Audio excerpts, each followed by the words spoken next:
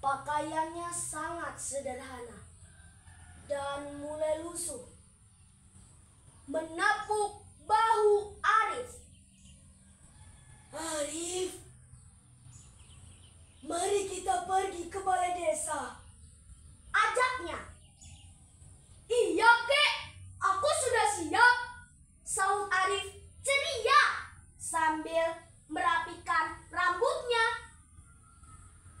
Mereka berjalan kaki bersama, menelusuri jalan setapak di antara sawah-sawah hijau yang menghampar. Udara segar dari gunung menemani langkah mereka.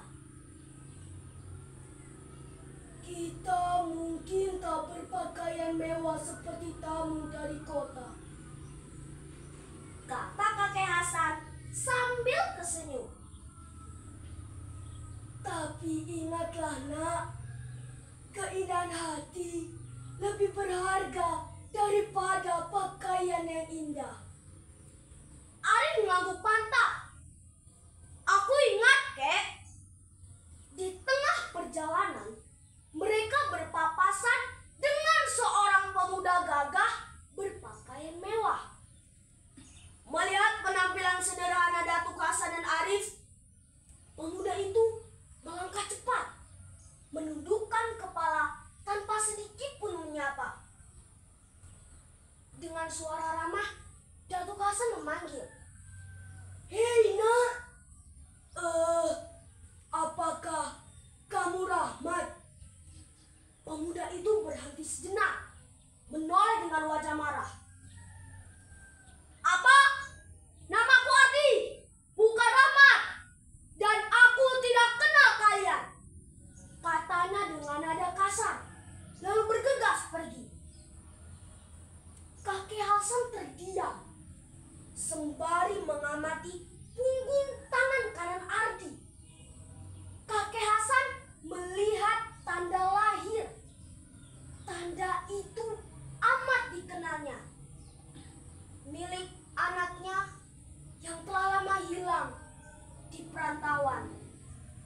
Dengan hati penuh kesedihan, Datuk Hasan mengangkat tangan ke langit lalu berkata dengan suara bergetar, Jika kamu terus memelihara kesombongan dan menolak menghormati orang lain, maka hatimu akan mengeras, tubuhmu pun akan membatu, tak mampu bergerak, terikat oleh kesalahanmu sendiri.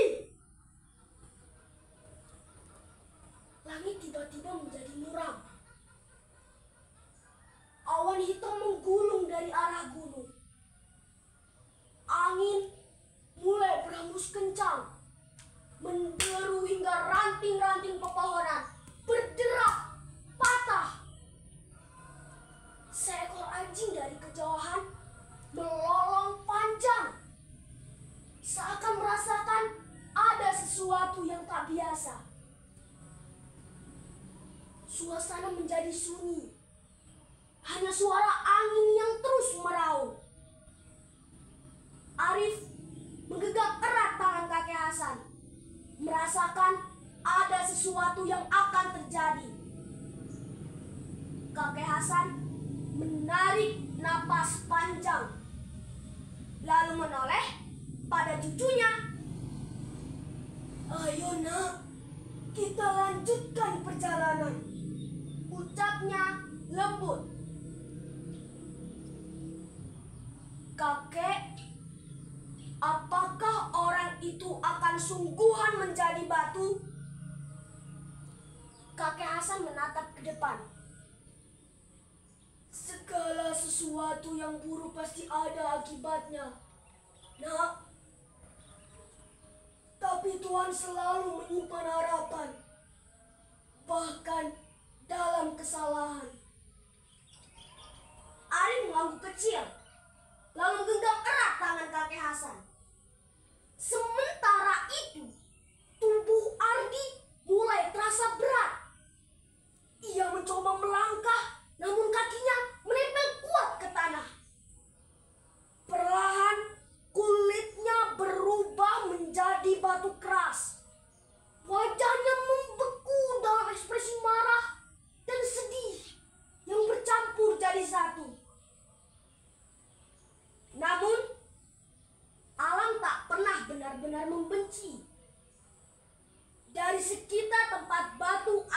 membeku, bunga-bunga berwarna-warni mulai bermekaran, seolah memeluk batu itu dengan kehangatan. Lambat laun, keindahan itu menjadi tanda bahwa di dalam kerasnya batu masih ada harapan untuk hati yang lembut. Arif yang melihat perubahan itu menatap penuh rasa bersalah. Kakek, apakah aku juga akan membatu jika aku bersikap buruk? Kakek Hasan tersenyum. Selama kamu menjaga hati yang baik, memegang sakai sembayan, menghormati, membantu, dan